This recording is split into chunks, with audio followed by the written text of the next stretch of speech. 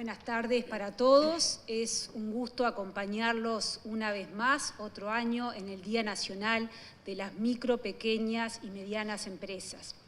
Como decía Carmen, es una fecha especial porque para esta administración es el último aniversario de este día que vamos a vivir, lo cual no quiere decir que vamos a estar trabajando con todo el entusiasmo de siempre hasta el final de esta administración. Esta administración estuvo convencida desde el inicio que el crecimiento económico y la generación de empleo viene de parte de las empresas, es decir, del sector privado, y que al gobierno le corresponde sentar las mejores bases para que las empresas se instalen, se desarrollen, perduren en el tiempo. Es decir, hay que apoyar para sacar lo mejor de cada una de nuestras empresas. Desde la política económica, de forma sola o acompañados de otros sectores del Gobierno Nacional y, por supuesto, de la mano de la Agencia Nacional del Desarrollo, hemos impulsado, hemos apoyado a las micro, pequeñas y medianas empresas a lo largo de estos 4 años y medio casi de gobierno. Y me gustaría repasar brevemente algunos de estos apoyos que se fueron dando en este periodo.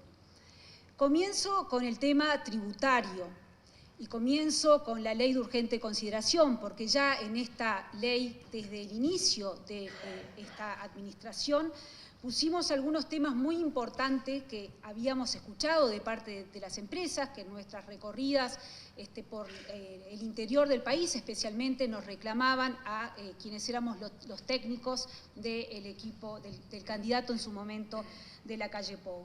Y, por ejemplo, una de las medidas que hemos implementado en la ley de urgente consideración es que las pequeñas empresas, las que se conocen como literal E o que pagan el IVA mínimo, que tributen de acuerdo a su facturación.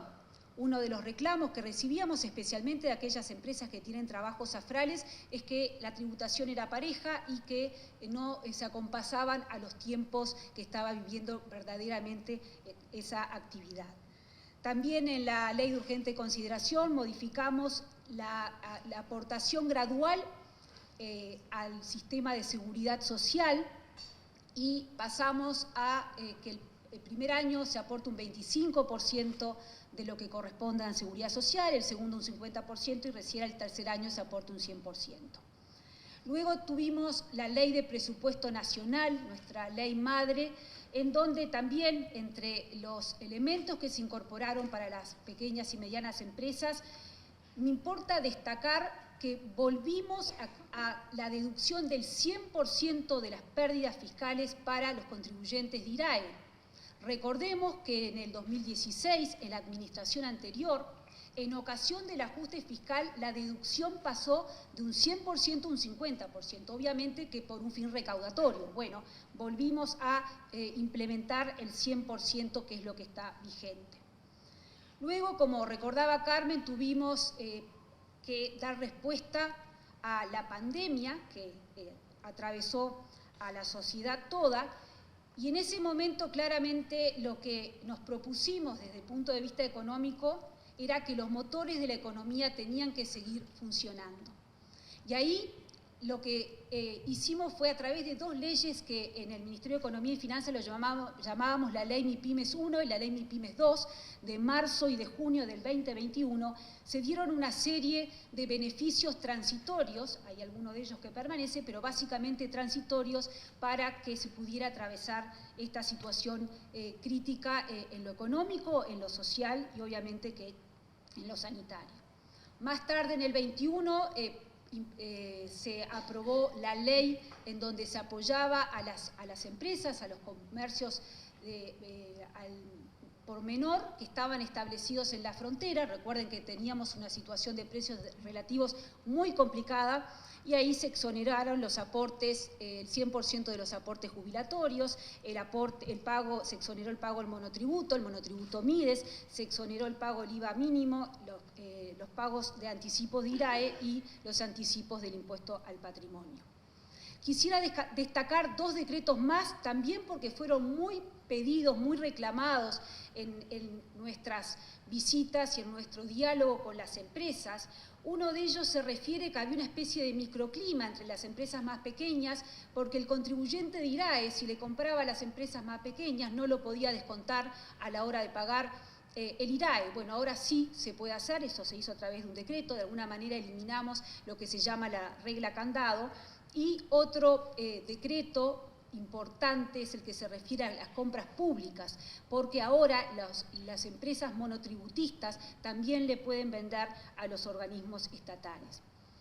Finalmente, en materia tributaria, es importante recordar lo que ha sido la rebaja de impuestos, porque desde enero del 23 hemos implementado una baja tributaria para trabajadores, para pensionistas, para jubilados, pero también para las microempresas. Destaco lo que ha sido la modificación del IRAE ficto.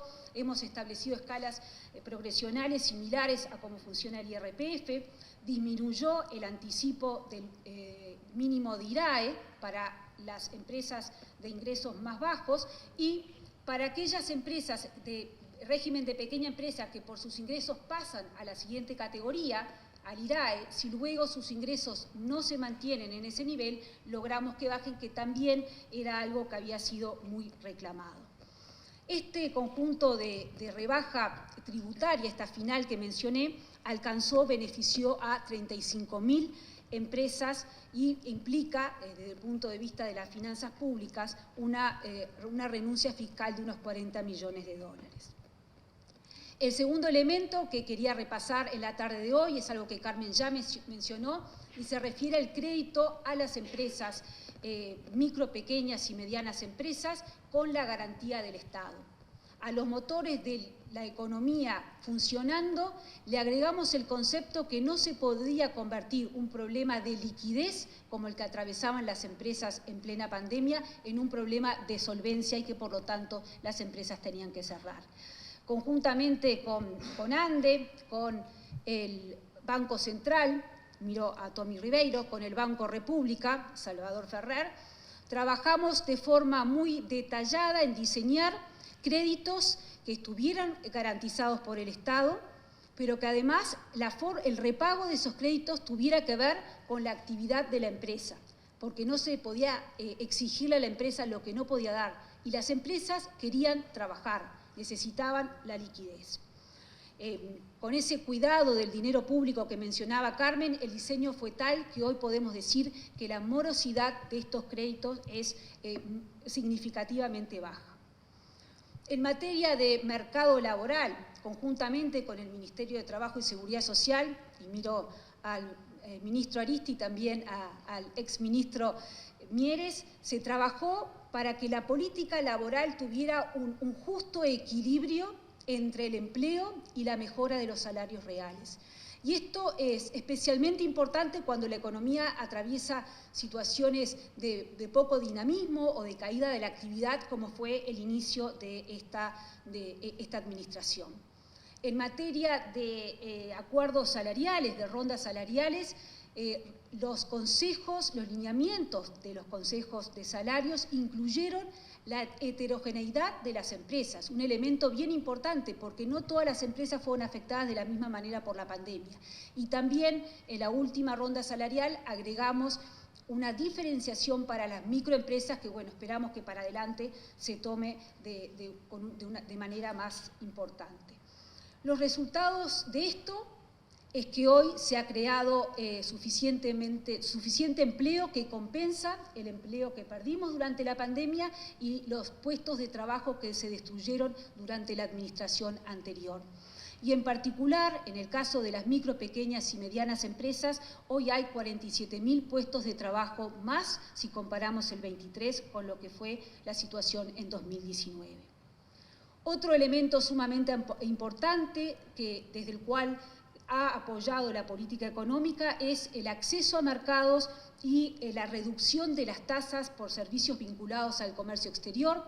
Me refiero a las tasas del LATU, me refiero al arancel externo común, que se redujo en un 10%, todo esto por supuesto que ayuda a lo que son los costos de las empresas uruguayas. También desde el gobierno se ha trabajado activamente y se han abierto más de 100 mercados en este periodo.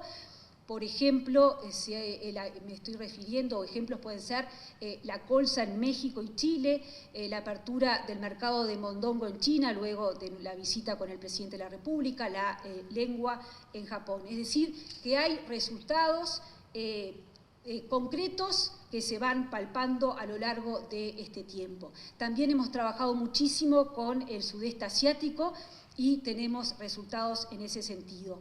Y creo que es bueno recordar que en la tarea de apertura de mercados no es solamente la actitud ofensiva, que la tenemos, pero también la actitud defensiva, porque en este periodo hemos tenido más de 200 auditorías para poder mantener los mercados que hoy tenemos abiertos. Es decir, lo que está abierto no lo tenemos que dar por dado y hay que seguir trabajando. Finalmente, 2 puntos más en los cuales hemos trabajado desde la política económica. En este periodo hemos implementado el programa de Uruguay Innovation Hub. Está Sabrina, su secretaria ejecutiva, presidenta, ¿cuál es el título, Sabrina? Está sentada acá acompañándonos. Y la idea de este programa es que la innovación y la incorporación de innovación e inteligencia artificial logre que aquellas áreas donde Uruguay ya tiene ventajas comparativas se posicione todavía mejor, como es en el agro, como es la ganadería, como es las empresas que utilizan energías renovables, pero también esto nos permite que áreas donde tradicionalmente Uruguay no tenía ventajas comparativas, ahora la tengamos, porque Uruguay tiene un excelente capital humano y la incorporación de inteligencia artificial nos puede ubicar y permitir dar un salto en crecimiento. Finalmente, en materia de impacto ambiental, claramente estamos frente a un cambio de paradigma en cómo se producen los bienes, en lo que se valora en la producción de bienes, en su impacto en la huella ambiental, en la conservación de los recursos naturales y por lo tanto el comercio, la inversión, el financiamiento de un país, pero también de una empresa, está relacionado con ese impacto ambiental que se haga. Y entendemos que tenemos una enorme oportunidad para las empresas uruguayas para posicionarnos muy bien con la responsabilidad ambiental que nos caracteriza y a la cual podemos incorporar distintos elementos. Desde la política económica y junto a otros ministerios hemos estado trabajando para que nuestra producción de bienes y servicios se haga de manera responsable, sostenible, responsable con el medio ambiente y que esto también se reconozca a nivel internacional. En resumen, desde la política económica hemos trabajado en reducir impuestos, en permitir mayor acceso al crédito, en facilitar el acceso a los mercados, en establecer una política laboral que le permita a la empresa perdurar en el tiempo y tener mejor empleo y de calidad. Hemos trabajado impulsando para que se incorpore la inteligencia artificial en nuestras empresas. Hemos trabajado para que nuestras empresas trabajen de manera sostenible y que esto sea reconocido a nivel internacional. Desde la política económica hemos contribuido para que las empresas, que realmente son el motor económico de nuestro país, aporten al crecimiento y por lo tanto a la generación de empleo. Es con crecimiento y con más empleo que todos los uruguayos tendremos más oportunidades. Y finalizo felicitando a las empresas que hoy van a ser premiadas en las distintas categorías que vamos a escuchar a continuación, pero especialmente felicito a todas las empresas uruguayas, porque son las empresas las que hacen que la economía siga adelante. Muchas gracias.